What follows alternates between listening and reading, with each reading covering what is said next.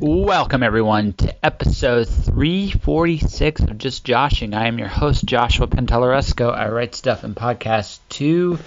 Today, wow, Charles de Lint joins the show. No one's more shocked than I. I remember going to Daylight's bookstore in London, Ontario a long time ago and finding a book called Into the Green by Charles de Lint. And that was the first thing I've read of his. And I just devoured his stuff. It's fantastic. He was a fantastic read, especially at a young age, very young, impressionable mind. I started picking up all kinds of his stuff. Actually, for a long, long time, I made it a quest to find all of Charles's books. And that journey had taken me pretty much everywhere I traveled. I found something new of his that I'd never seen before. I actually recently gave that collection up. Not because I wanted to per se, but I've read these books, and hopefully where they went next, someone else will enjoy them, because they're true treasures, and they really, really are. So I got to meet the man in person, and the first impression I actually get is I suddenly understood at least a little bit more about the worlds he writes. There's this sense that I always get the sense with Charles is that he's not completely of this world.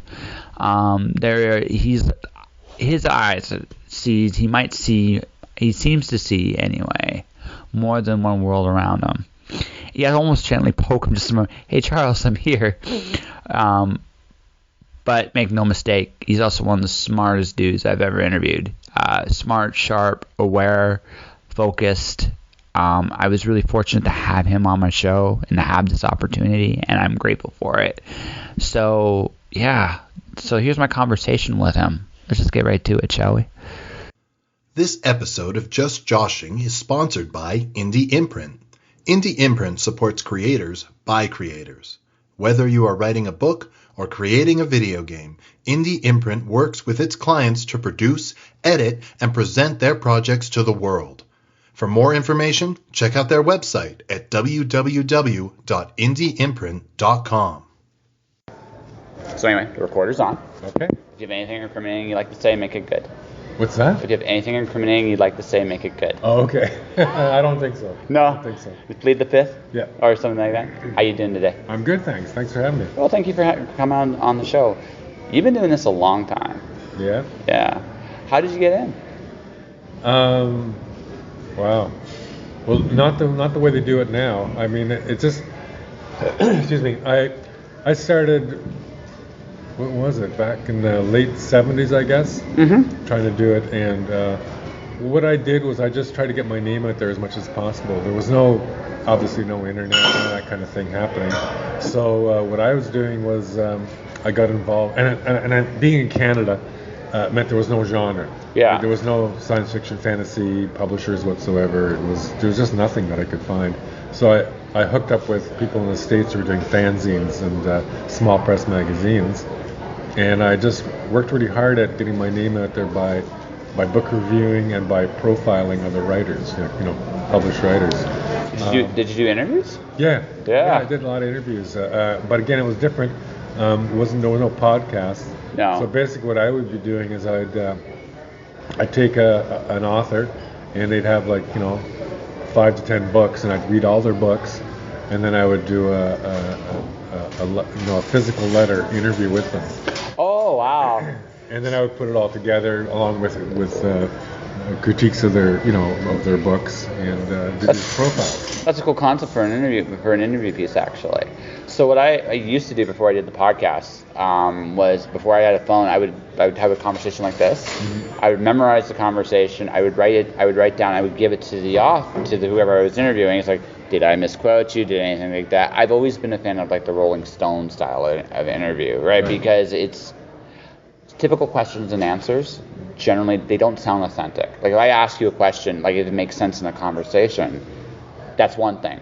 But if I just ask you questions, it doesn't feel like a real conversation anymore. Yeah. It just feels like an info dump. Which, if it's a small piece, it works. But on a larger scale, that's why I always dug the Rolling Stone interviews. Yeah. Right. So. Although there's some, I guess not Stone so much, but definitely the British press. There was often a lot of information about themselves. Yeah. I found that happened a lot. It's part of it. It's an interesting thing because especially with like how promotion used to work versus how it works today. Like today, we're saturated with it on our social media so much. Like I don't want to hear about what you're selling. I don't care. What I do want to care about is like who are you? What are your hobbies? Like you like when I do see your stuff, you're talking about a lot of times the music you're making and things of that nature because that's what matters to you. That gives a glimpse of who you are. That's more relevant today, but back then when you don't have like that constant instant gratification, hey, buy my stuff. Well, I got camera time or this opportunity. I better promote my stuff now, or else I'll never get the chance. Yeah. Right. So it kind of may be a product of its time. Yeah, could be. Yeah. I used to also do that thing you're talking about. When I finished a profile, so these things took a long time. Yeah. Because then when I finished it, I would send it to the author, have them run through it. Well, you have to because you're not trying to make anyone look bad, number one. Number two, you make mistakes. I make mistakes all the time, right? Yeah. So you don't want that. You don't want it to feel better be a mistake and it's a mistake instead of I didn't just bother checking your stuff. I just went and did it anyway, and then you get an angry phone call or. Because the whole point of it was basically to promote what they were doing. Yeah, exactly. And to find out a little information about their creative process, and then also to promote the work. Yeah. So the body of work as opposed to just a review of one book. Yeah. Which is interesting, of course, but not as interesting as looking at a person's career. No. But so this led to you meeting certain people and they gave you the opportunity, or? Well, it just got my name out there a bit more. I was also submitting stories to those same kind of zines. First sale was a novella to an anthology called Swords Against Darkness, edited by Andy Offit. Yeah. And so that was, I thought when that happened, I thought, okay, I've made it, I've done it. And then it took 7 years for me to sell the novel, so I hadn't actually made it. Yeah, no. But and in fact, in some ways, you never feel that you have made it. I remember being on a panel with Neil Gaiman, and we were sitting there waiting for the panel to start, and we were talking. We were both saying about how we're just waiting for the guy to come to the door and say with the clipboard and say, "Excuse me, we made a mistake. It wasn't supposed to be you." Hello, imposter, my old friend. Yeah. But it's also not necessarily a bad way of looking at things too. I interviewed Jonas Saul, and one of the things he's a comic, he goes, I haven't done anything yet, and I'm like, at first it was like, haha, it's like no, really, but you start seeing like yourself getting out there, and you just realize that there's always more you can do. Oh yeah. Right, always, and as you realize that, you're like, well, I haven't really done it. I've just planted the seed to something hopefully bigger comes from it. Yeah. Right, and so how many books have you done now? I lose track of them, but under my byline, which includes novellas and short story collections and things like that, I think there's something like 80 now. Yeah. So you've done even at 80 books, you're like, I'm just kind of still getting started, right? Yeah. Yeah. So I'm popular. I'm saying that's my phone. That's the actual working phone. So, but so after 80 books.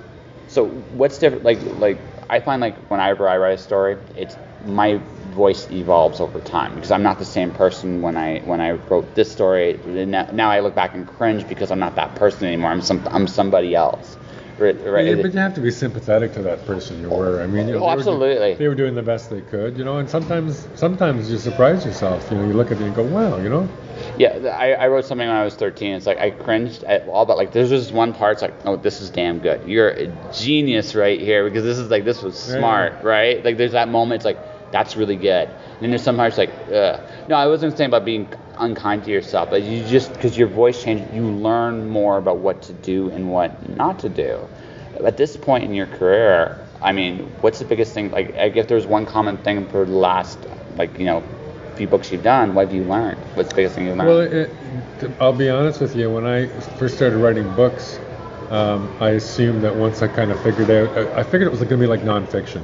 Like nonfiction, I started off, it was rough, and then I kind of learned how to do it, and then after that, I just knew how to do it. I just had to think of a hook, for a review or whatever. You had to think of the hook. I thought it was going to be the same thing with fiction, but I find it's totally different. I find with fiction, I relearn the process every time.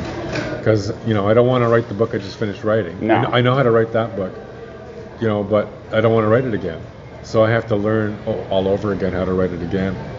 And what I used to do, I used to write a lot of short stories. I used to agree to any anthology that would contact me and ask me for a story, especially theme anthologies, because I got a kick out of trying to fit whatever weird thing I was doing into their theme. I actually have a few. I've used some of the ones that showed up. There's some of them are really neat. So yeah, so you want to see how far you can, drag the theme away, but yet still have it work within the context of the story. Excuse me. And but yeah, so what I would use the short stories to experiment. Try different writing styles, different ways of telling a story, and then if it worked, I would incorporate that material in the next novel I was working on. But it's a learning process. I mean, I'm still learning. Well, hopefully you never stop learning, right? I think at that point I probably should stop. Yeah, just be a full-time musician. Yeah, I don't think that'll ever happen anymore either.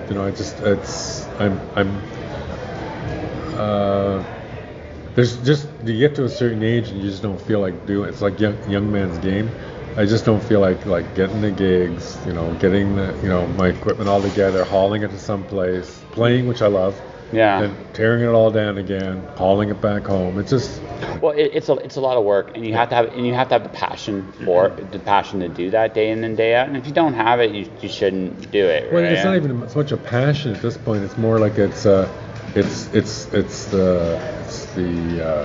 fortitude or strength to be able to do it. Like if you're not young anymore, you can't drive 5 hours to some place and then do that whole setup and then play and then go tear it down and drive go. home again. It's just not there anymore. No, and like I said, and you've also at this point you've carved your own niche for yourself. I mean, there's a certain, I want to say contentment, maybe not be the right word, but you're used to doing things a certain way at this point. Is that right? No, I wouldn't. No? I wouldn't say it's that. It's just a matter, like I just said, it's just a matter of not having the kids have the, when I had the, I mean, when I was in my teens and my 20s and that, I was working full time. I was playing in a band 3 nights a week. I was writing. I mean, I had a social life. I mean, just in all this stuff. Just that time doesn't seem to be there anymore. I don't know where it went, but no. and definitely not the energy to do that anymore. No, their recovery is a lot more. Like I'm approaching 40, and I'm like, I can still do what I did as a young man. I need to sleep more though now, and I know as I get older, that's going to become more and more a thing. Yeah. Although I did vow to myself when I did turn 80, I was going to jump out of a plane, and I still go on a trampoline, even if I have to need a nap the rest of the day. Just one when of those. You're 80? Yeah, when I'm 80. Well, I just hope that your bones are in good enough shape. Yeah. I'll go. For the Well, here's the deal. I kind of look at it like this, because my grandmother is just turning 80 and she's dating again. I think there comes a point. I think you're bulletproof at 2 points in your life, when you're just getting started and when you're at the end. Because when you're at the end, you've lived your life, you've done your thing.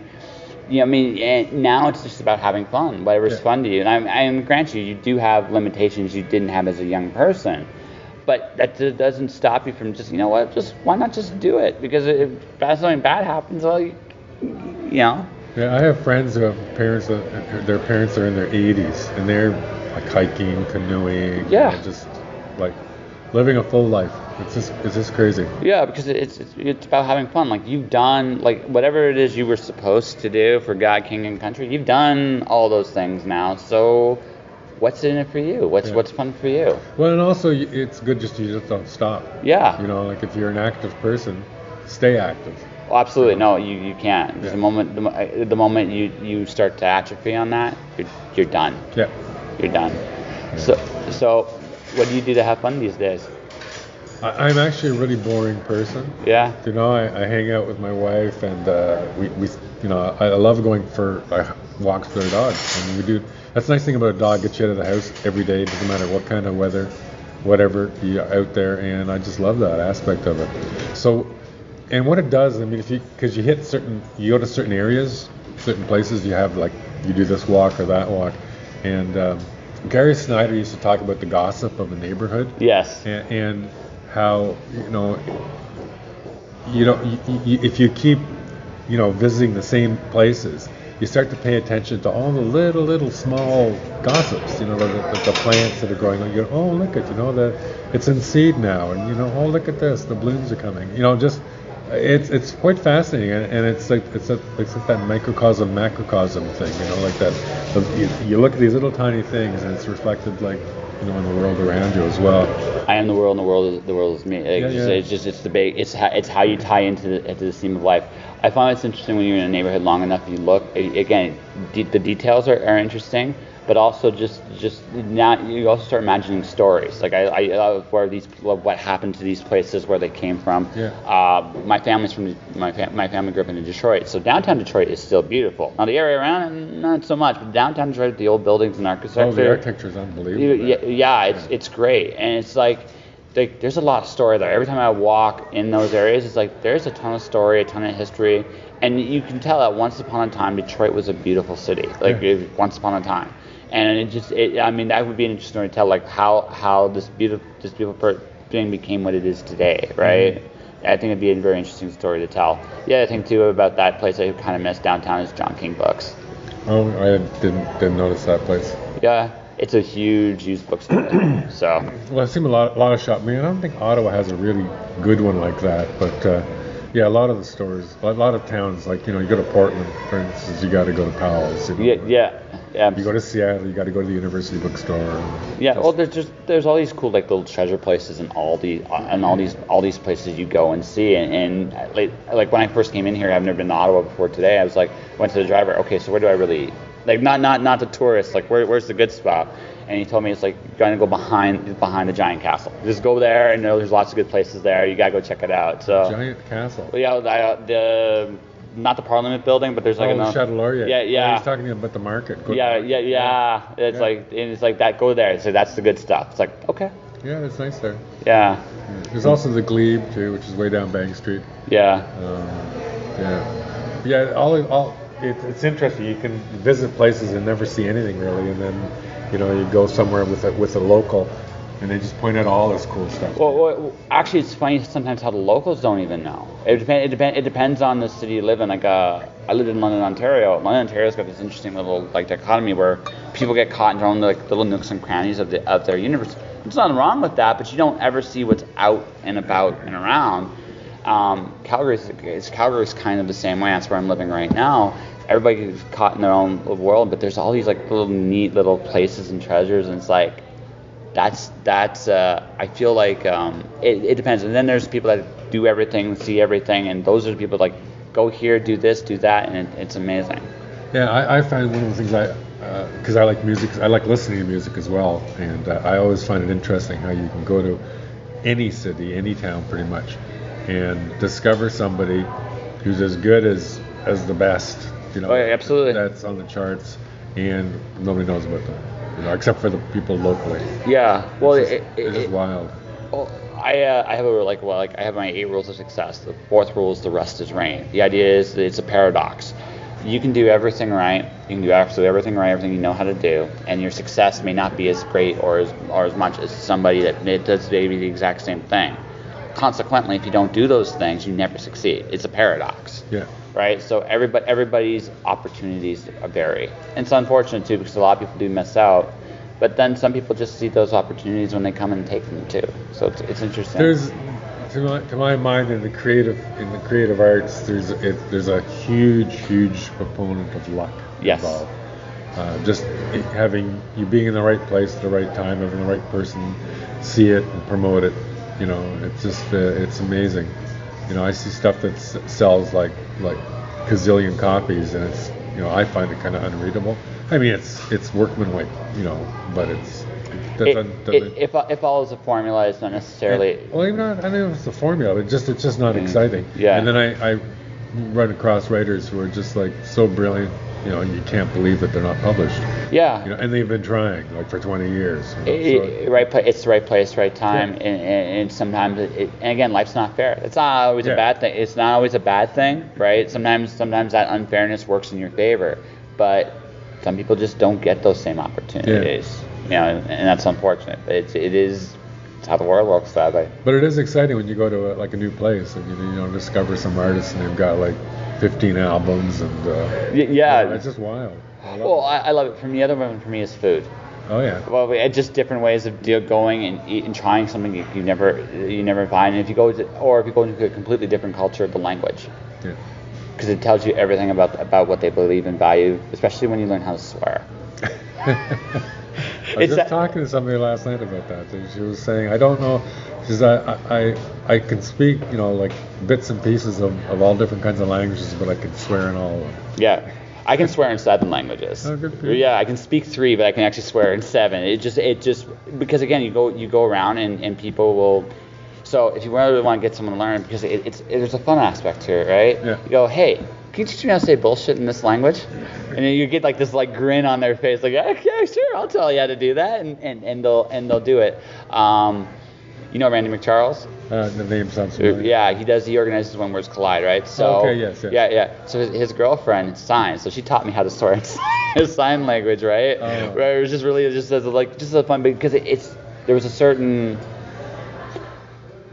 when you can, I've learned this, you can't tell somebody what to buy, but there's not a soul alive that does not want to play. Yeah. There's not a soul alive. So if you can find a way to do what you did, like to make it fun for the people involved, yeah. You encourage that play, sooner or later people start playing, and once it starts, it becomes infectious. Yep. Yeah. And I like the inclusivity as well. I mean, I've seen a few shows where they've had a signer on the side of the stage, mm-hmm. because the people who are are deaf, they can still feel the music, and then so you'll have a sign person telling you what the lyrics are. Yeah. It's just so cool. Miranda Croxley is the poet out of Calgary. She actually does her performance it's her poets, but it's also a visual and audio experience. She actually has people signing her poetry, and it's really interesting how it affects even her performance. Yeah.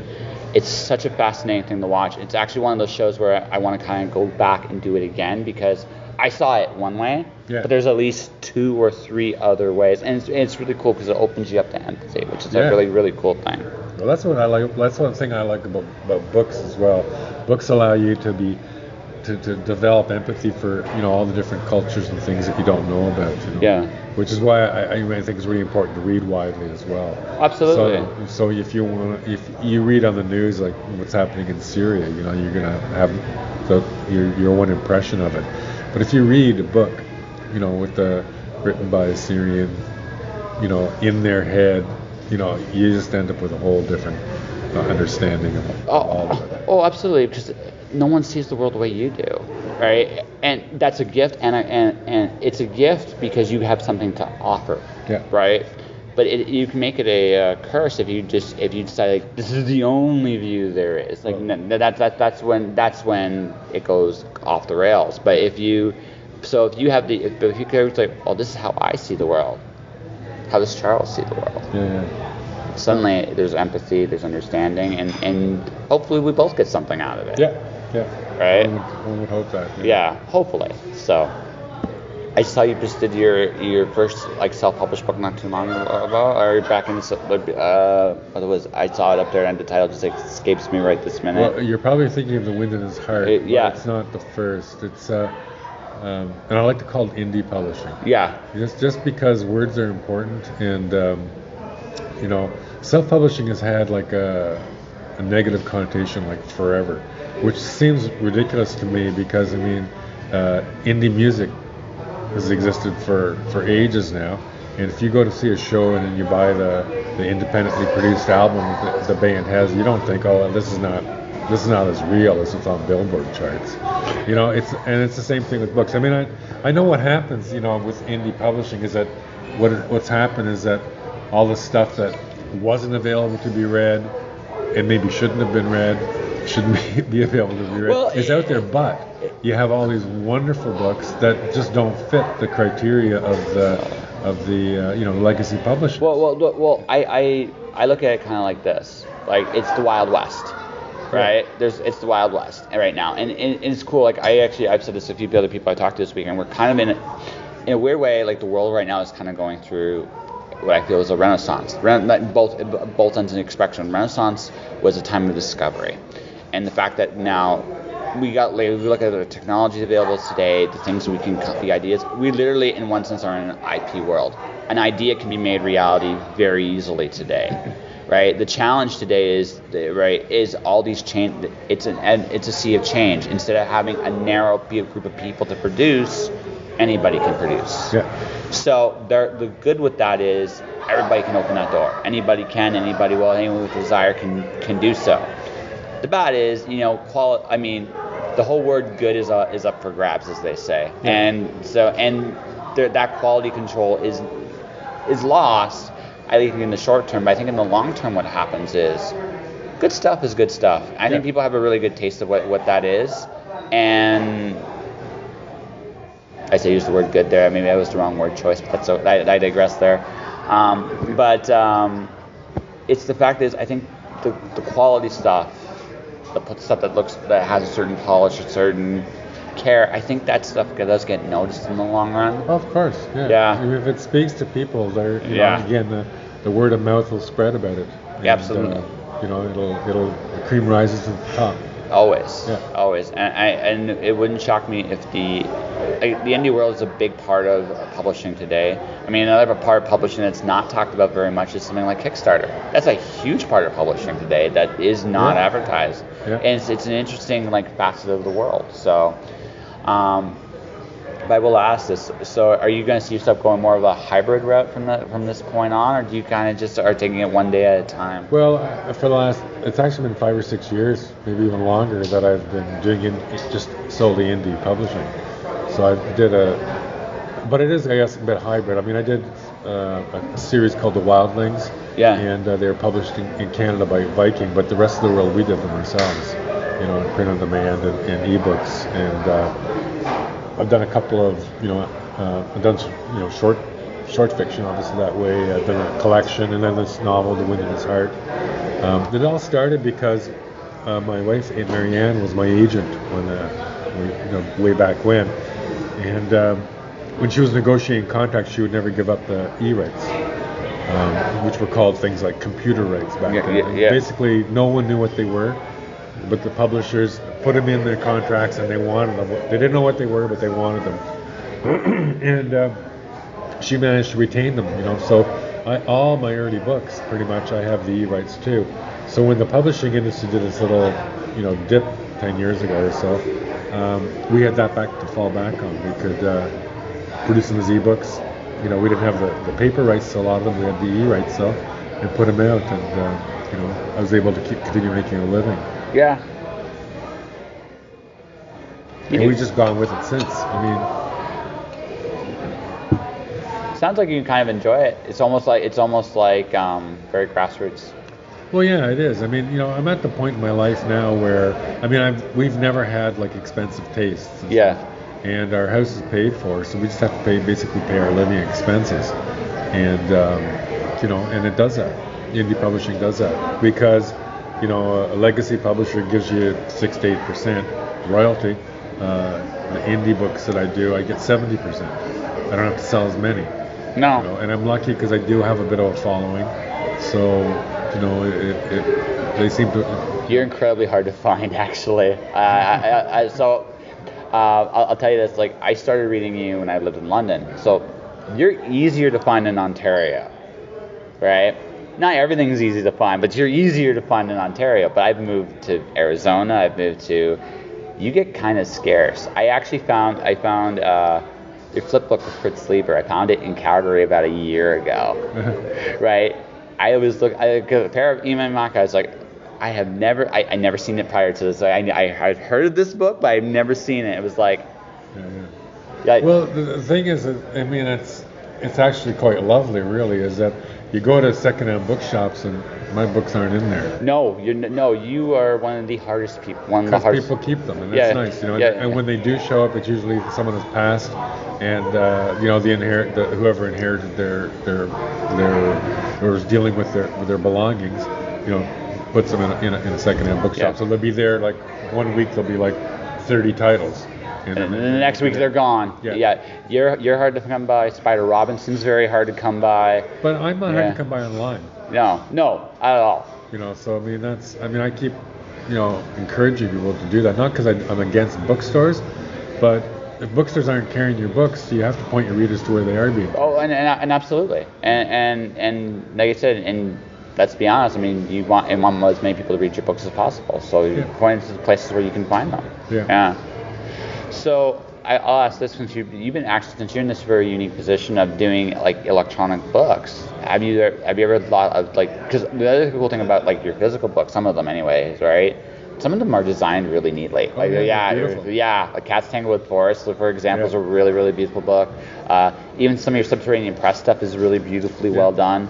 So with ebooks being kind of what they are, does present like a unique opportunity because they're yours.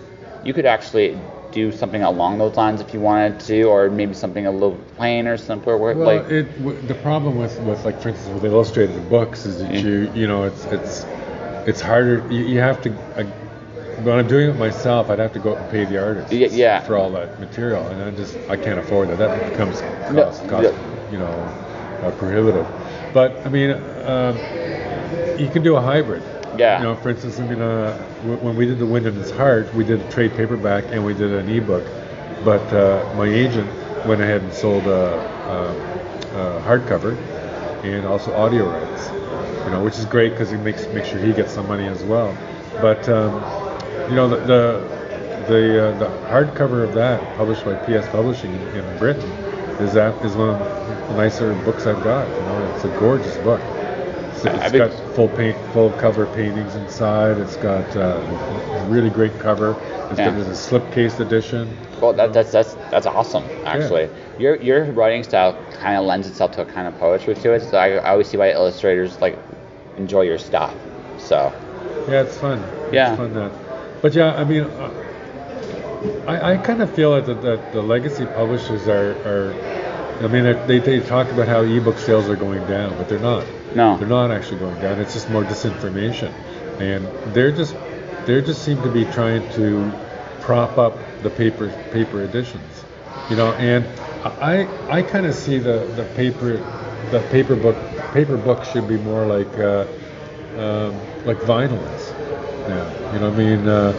Vinyl used to be really cheaply produced and just they would just throw it out. Then it went away, it didn't actually go away, but it kind of lost popularity. Yeah. Because it was always being done all along the way, but it was so small that nobody noticed it.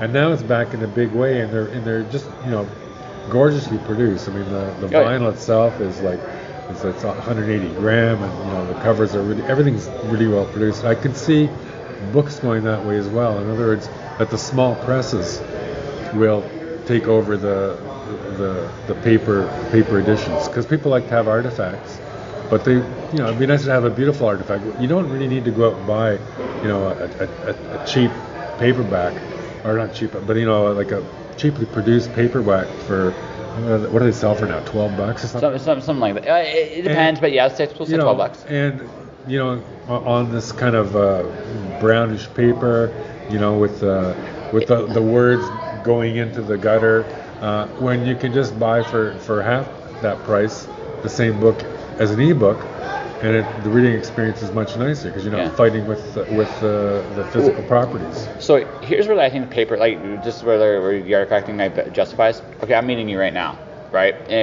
Now, if I was fanboying out, I'd be like, it'd be really great if I had a book and you sign a book, because that's a cool experience in and of itself. And I think those kind of that artifact experience, I think is a necessary thing. I look at it when a band goes to perform, right? It's cool to get a CD. It's cool to get a T-shirt when you're at these events, because that's part of that. It's part of that whole experience. So when I'm looking at an event like this, it's an experience, and I think that's where the paper book fits perfectly. Yeah. Right. That's an experience.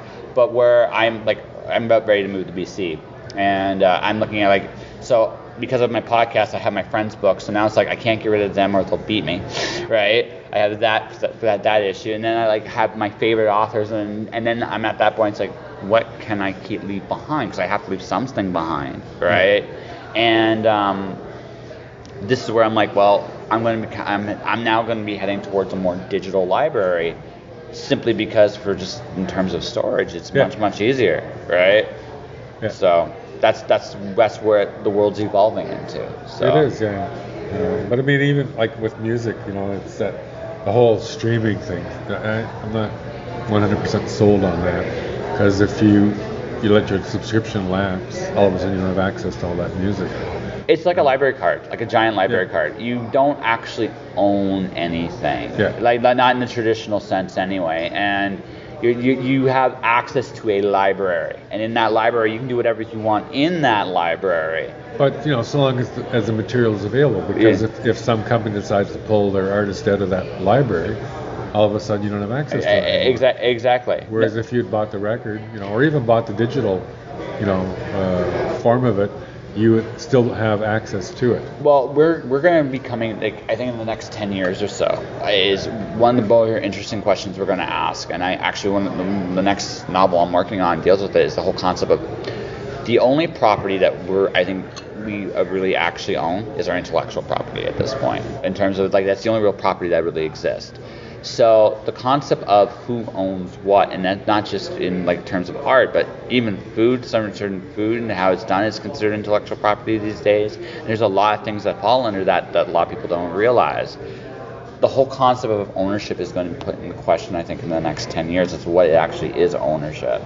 And I think one of the things that's going to happen is, well, the physical thing, that's a lot clearer because there's only one of those things. But when you're in a world where things can be copied and delivered all the time, and basically we're all accessing a database, what's the product? And that's, I think, and there's a lot of gray area in that, but I think that's going to be the overall question. Does that make sense? Yeah. Well, I think a lot of it's going to be proprietary stuff. Yeah. It's like you mentioned Cory Doctorow. Have you read his most recent novel collection? I haven't read. I've read Overclocked. I think it's called Radicalized. I have not read Radicalized yet. No. So in the first story, he really deals with proprietorship of everything. Like, your toaster doesn't work anymore because the company that made the bread that you put in it, which is the only bread that will work in the toaster, they're not making the bread anymore. So all of a sudden you have this useless thing, unless you hack it. Yep, which is going to be which the characters do. So I mean, it's very interesting. It's that story, I think, is Doctorow is brilliant. Yeah. He's incredibly he's incredibly brilliant. He's somebody I'd love to chat with someday. I just actually saw him I met Sylvain Nouvelle last night. Oh yeah, he's neat. Yeah, he's very neat. He showed me the Living on a Prayer at the Phoenix Comic Con, and Doctorow's in there singing it with him because they actually did a money thing for reading. It is amazing to watch because you see these children. Some of them, they don't want to be up there, and you can see it. It's actually hilarious. But Sylvan did a really good thing down there, and it's a really cool moment. But Doctor was in there, John Scalzi was in there. It was a really, really neat thing. So, cool. Doctor I think is very much ahead of the curve in terms of concepts like that. Like he's, I think, the only sci-fi. I mean, he might not be the only one anymore, but he was the first one to really dive into that realm of the digital and the whole concept of ownership and. Yeah. I love it. I love his take on spam. So. What was his take on spam? It was like a cockroach. It will survive everything, including the apocalypse. I love his take on it. So. Yeah, that's true. Yeah. Well, the other interesting thing about today is we live in a world now where everything's recorded. Like this is being recorded right now. So this will be in a database and the database might erode and disappear or go into the aether somewhere, but the aether will always exist. Yeah. Right? So someday, somehow, someone's going to find this conversation I had with Charles Dillon. And they're going to wonder, well, it might be an investigation about who you are, which is more likely because, you're awesome. But it also could be an investigation of me. It's like, what kind of asshole this guy was, right? And unlike, say, like we can look at ancient Egypt, we can look at ancient Greece, we can piece together what we think is the story. Yeah.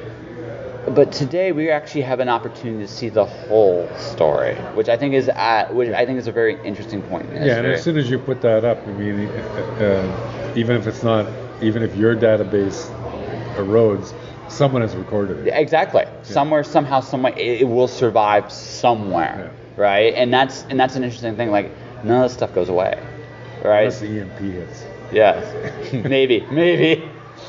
We have. It's interesting. We have our networks are integrated from here to space, so it'd be one hell of an EMP, right? We one hell of an EMP. But I mean, it's we live in a very.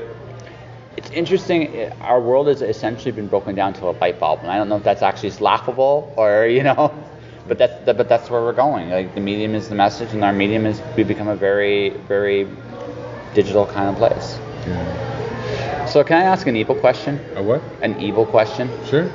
So, what book have you written challenged you the most?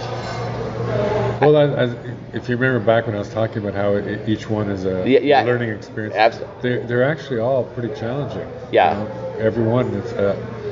You think you know how to do it until you start the new one, and you go, no, I don't actually know how to write this at all. So they're all provide a challenge, and I think if I got to the point where, again, I think we mentioned it earlier as well, if you're not challenged by it, you shouldn't do it. Yeah, it's time either do something different or whatever. I don't know. I mean, it's just I have a character named Julie Coppercorn, and when I first introduced her, I knew her whole story, which is kind of a dark story. Yes. And but I didn't want to tell the story for a long time, and then I wrote The Onion Girl and told her story, and I mean that book presented all the challenges that my books do for me, but that was maybe a little extra because of the just because of what she was going through, I liked the character, I didn't want to put her through it. Well, there's that, but I also think, because I've been reading your stuff for a long time, Julie has always kind of been a central character for you, and when you write that story, especially when we tell it in sequel Wittershins, once you write that, you don't need to write another Julie story. No. Because you've told that story. So it's almost like you had to let her go. Yeah. Right? Well, I hadn't done any Newford stuff for quite a while. Yeah. Just because I got to that point where it was just everybody had so much magical baggage to drag around with them, and it just seemed like you couldn't get that sense of wonder back. Yeah. In that setting. So I did a bunch of other books instead. Well, but I also like, again, just an observation. It's when you tell a story, it's no longer it's not just your story anymore. Yeah. It's everybody's story, right? Yeah. And maybe I may be reading too much into this, but I mean, considering how much she's been featured in your work, no worries. Your ringtone's much better than mine. John Sebastian. Yeah. Yeah, sure. Hi there. I'm just. So we're back. Part two. The exciting sequel. No, what I was saying is like she was a big part. When I always thought of Newford, I always thought of Jill. Yeah. Like that was it. And I thought when you told that story, it's not that you didn't have more Newford stories. I'm sure you do. Yeah. It's just like I always thought she was kind of the heart and soul of it. Yeah, when I got to those last three books, it was The Onion Girl, then The Spirits and the Wires was Geordie's story. Yeah. And then Wittershins was the two of them, the story of the two of them. Yeah, I mean, to me, that's why I took the break. Yeah. Just because I just thought, okay, I've wrapped that up. I mean, there's lots of other stuff going on, which is. It always is. But, I was prepared to write other things, and I really enjoyed a lot of the things I was doing. Some of them are really good, like I'm hoping I got the title right, because this is day 3 of a con. The Blue Hair Girl. The Blue Girl. The Blue Girl, yeah. That was really good. Like I said, I enjoyed. I picked up Medicine Woman after that. Cats of Tanglewood Forest was a lot of fun. I started reading Under My Skin, and then I don't know what happened to it exactly. I think it just got lost in the shuffle. But yeah, I got to that point. Like, you've been doing different things and pushing yourself in different directions. Well, that was also the point where the industry was tanking. Yeah. And so I mean, I had been doing a novel, like an adult novel, a YA, an adult novel. And so when that happened, I just started doing just middle grade and YA for a while, just to be able to write and still sell the books. And so I did that Wild Things series, and the Cats books, and Seven Wild Sisters, The Painted Boy, those books. Yeah. And I mean, I really love writing those books as well. So. Well, they're also, again, good chance for you to stretch. I mean, you did Newford for so long, and not in a bad way. Just you've done it for such a long time. It's almost like you knew that magic. It was not necessarily fully familiar, but it's a world you were comfortable with. Yeah. And it was good to get yourself a little bit uncomfortable again and do some different things and try some different things. Yeah. You think you're ever going to go back to Newford? Oh, I already have. I just haven't published it. Yeah. Oh, okay. Fair enough. But again, it's even though the folks that you knew from the books are in there, they're not central.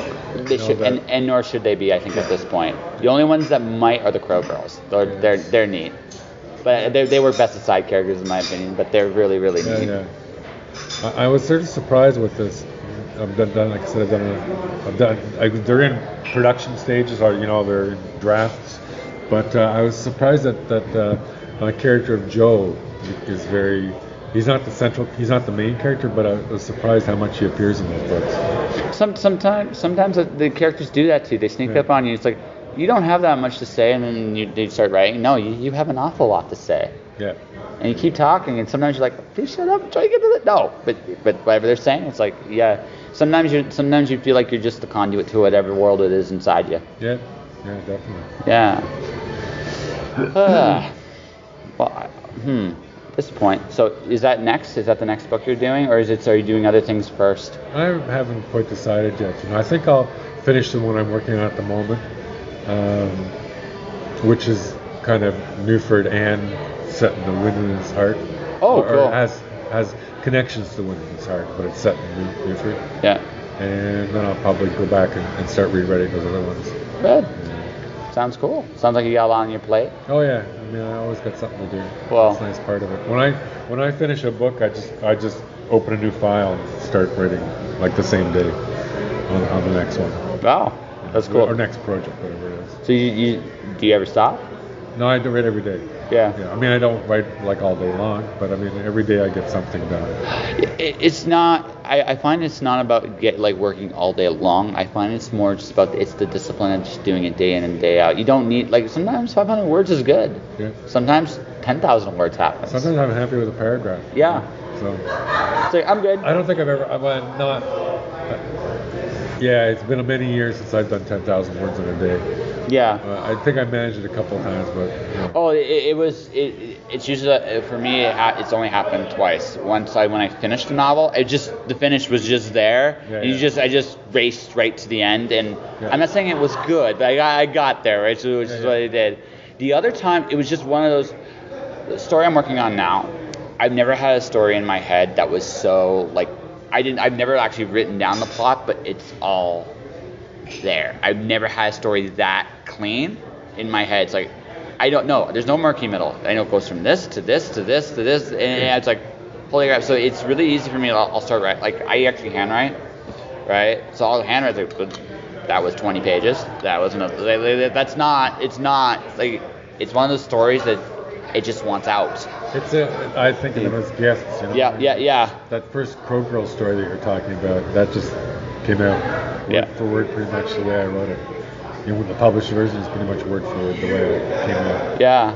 But the only way you get those guests is if you put the time in every day. Yeah, absolutely. And and usually it's not a whole story. Usually it's like just a scene or something. Yeah, well, most of the time you just try to get something done. I'm getting to the point where I realize that every scene is actually a story within the story. So when you describe something, it's like, okay, how can I make this fun, right? I kind of equate it to my first kindergarten assignment was you take a marble, you dip it in paint, and you roll it in the box. Cool thing was it was a good lesson for teaches two very important things. It's okay to make a mess, first and foremost, and even sometimes in the mess there's beauty. Yeah. Right. So so sometimes it's all about just letting the marble roll. Some days it's about letting the marble roll. Some days it's about, okay, I gotta make this better. Yeah. But for the most part, it's just about going forward. That's it. Yeah, that's what I do. I mean, I just no matter how many words I get out, as long as I'm moving forward with the story, I'm happy. Yeah. And that's just generally, and as you say, never stopping, or there's atrophy, right? So. Well, yeah, because if you do it every day, it's alive in your head during the day. Yeah, it never goes away. Yeah. So while you're washing dishes or whatever, or you're driving your groceries, that story's kind of percolated in the back of your mind. Yeah. It sounds like you've had a pretty awesome time so far, and you still got more things to come, which is really. Hope so. We'll see. Well, hey, life happens. I think we have an interview, sir. What do you think? Okay. Do you think so? Sure. Yeah. So this probably will not air until the new year. Yeah. Right. So do you have anything coming out at that time? I have no idea. Probably an ebook version of The Wildwood. Okay. Yeah, that's probably the next project that's actually coming out. Okay, so you want to promote that and how people can find you, or do you want to just be a ninja forever and no one's like that? No. I mean, if you go to charlesdelint.com, let you know. Okay. What I've got coming out. So. Yeah. I always put it up there. Or if you follow it on the socials. Yeah. I always post on the socials, like when I've got something coming. So what's your social, like Instagram, Twitter? Instagram, Twitter, and Facebook. At C. DeLint? I guess, at C. DeLint for... If you go to my website, Charles, it'll give you the... Okay, no, I got you. No, yeah. So charlesdelint.com? Yeah. All right. One sec here. Wow. This was a really cool opportunity and honors. Thank you very much, Charles DeLint, for coming on my podcast. You are welcome to come back anytime you like. His most recent release is The Wind in His Heart, and it's, from what I haven't gotten it yet myself, but as you can see from reviews, a lot of people do like it. Charles, was an absolute pleasure to be a part of the show, and thank you again, man. It was an honor. Now, this is an interesting time, so I got a couple of things coming up. April 2nd, I will be hosting an open mic, courtesy of Jim Jackson. I'll be doing that April 2nd. I'm definitely looking forward to seeing the different people involved. I'm going to be getting more details on it soon. And we're almost halfway through the CanCon interviews. I can't wait for next week because I do more of these. We're getting to some really good ones. Although you could argue that this is definitely the biggest name, I still got a few surprises up my sleeve. Let me tell you on this one. Just enjoying the downtime. My binge watch show of choice has been Fairy Tale. I have 200 episodes of the series, so I definitely got, and I've only seen about 70 of them, so I definitely got a lot more to go that way. I got books to read, and I'm just doing different things. And of course, next week is my first time I take the story time to another level. Monday I will be reading chapter 3 of The Cloud Diver, but also I will be joined by a friend. Rachel Neal is joining the read-along, and she's going to be reading something from one of her works for the second half of the show. And that will be the format going forward for that one particular show. So they're going to be closer to an hour. And it'll be 2 stories, and it'll be great. It'll be a lot of fun, and I think people will dig the vibe, as is every guest is doing their own thing, which I think is kind of fun. So, anyway, that'll do it for this episode of Just Joshing. If you want to support the podcast, you can do so a number of different ways. You can subscribe to the podcast. I'm on iTunes, Google Play, Spotify, Stitcher, and of course Podomatic, among many other players. Find me, click the subscribe button, share the podcast to as many people as you can. Let people know that this is awesome and I'm awesome and stuff.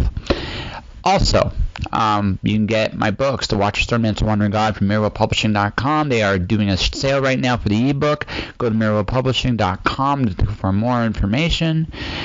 Outside of that, like I said, The Cloud Diver is airing on weekends.